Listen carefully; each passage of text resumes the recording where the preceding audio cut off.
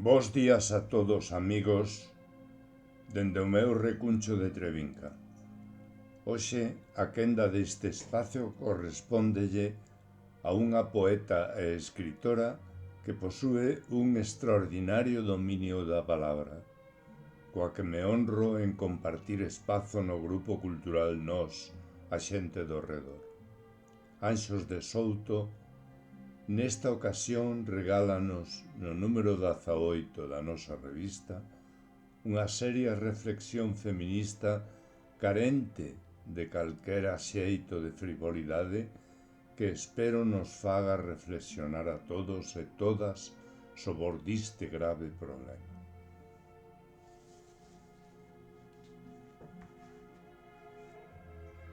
Violencia de xénero. Cando a estatística medra e medra, o meu corazón ouvea de impotencia. A mirada núbraseme pola dor e a miña mente intenta asimilar a vileza e o horror do fatídico final, así como do inferno vivido no seu recorrido anterior e no seu universo íntimo.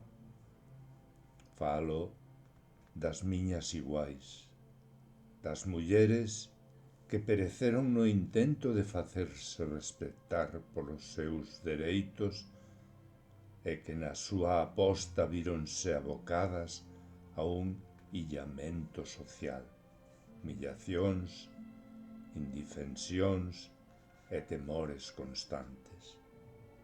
Sentimentos que o depredador emocional, físico ou material mantén a base de insultos, golpes ou amenazas que alterna con boas palabras, asegurando cambios no seu comportamento ou facéndolle regalos. Este ritual de propósitos de cambio chegan á alma de quen está ferida e ansía que sexan certos. E de novo, a insidia da esperanza corroe as minguadas forzas da muller e volve a confiar en que se poda poñer solución aos agravios, ata que volven pouco a pouco a producirse, aumentando a súa virulencia. E a roda infernal volve xirar e o seu xiro é perenne, con mínimas treguas que reforzan as querenzas de cambio e imposibilitan o estar convencida de que esa situación é caótica e que non leva máis que a morte. Grazas, anxos.